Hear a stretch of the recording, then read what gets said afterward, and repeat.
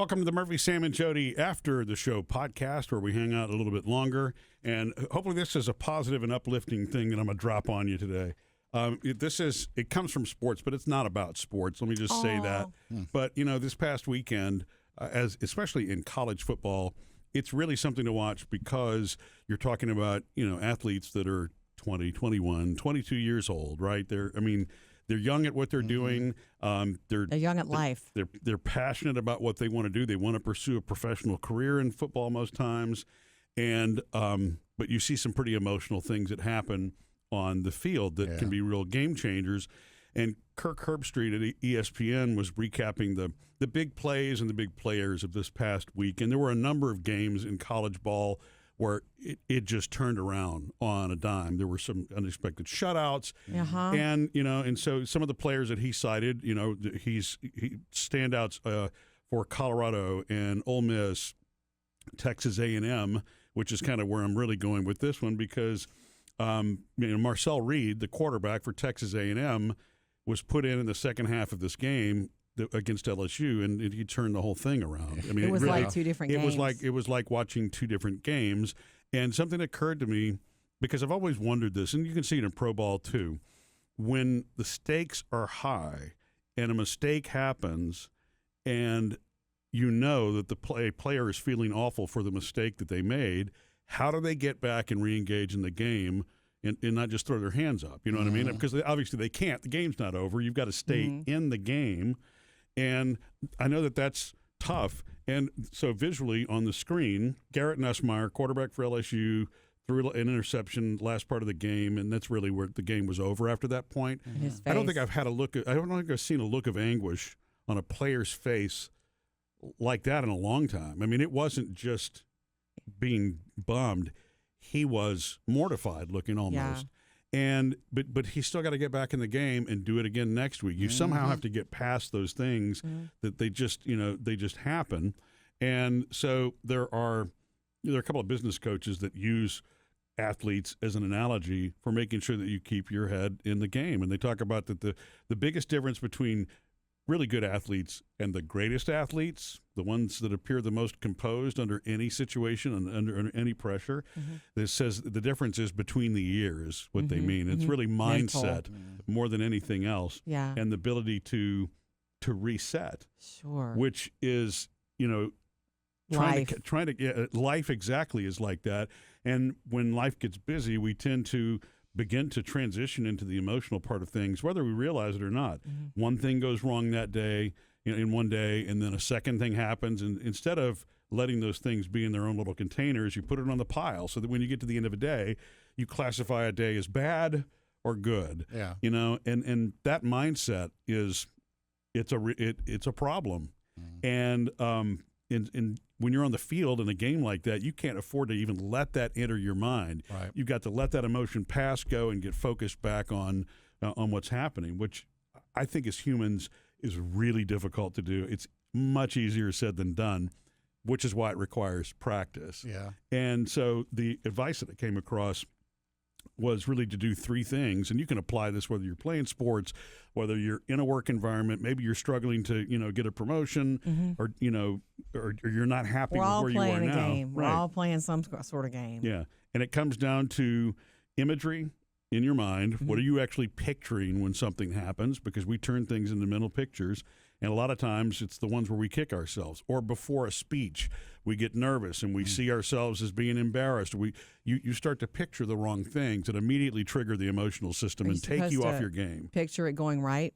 Yeah, exactly. That's part of the practice part is positive imagery and self-talk. And I know we've heard that one a million times. I believe in that. The trick is not to, yes, it's to eliminate self-talk, but the truth is it's catching negative self-talk, recognizing it for what it is, detaching from it, and not letting it pull you down a path.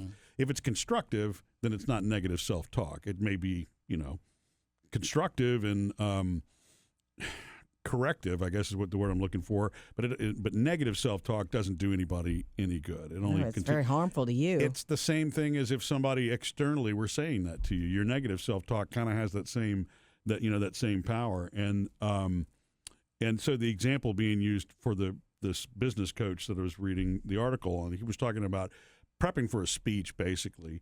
And this is one I had not thought of. I get the imagery, the picturing, of things, trying to catch thoughts. Meditation is really what will help you catch a thought, but it's practice.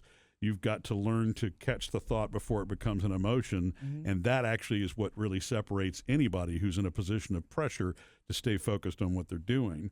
But he was talking about a speech, and what some people make the mistake of doing is right before their speech, everybody's going to have a little bit of anxiousness or anxiety or whatever, and you should be prepping and so forth, but when you're in that mindset, instead of pacing around the room, waiting to go up on the stage or whatever, creating more anxiety for yourself, because you're kind of manifesting that physically, is to, catch that too. You're going to be apprehensive no matter what. That's normal. But, you kind of breathe and put yourself back in context. But it's all three of these are the things that we typically let get away from us because emotion feels so real, and it's really tough to suck yourself out of emotion. Does that make sense? It does. I want to go back to the speech thing. So when you are about to give a speech, you're not supposed to pace around the room and let out energy. You're supposed to just calm and sit.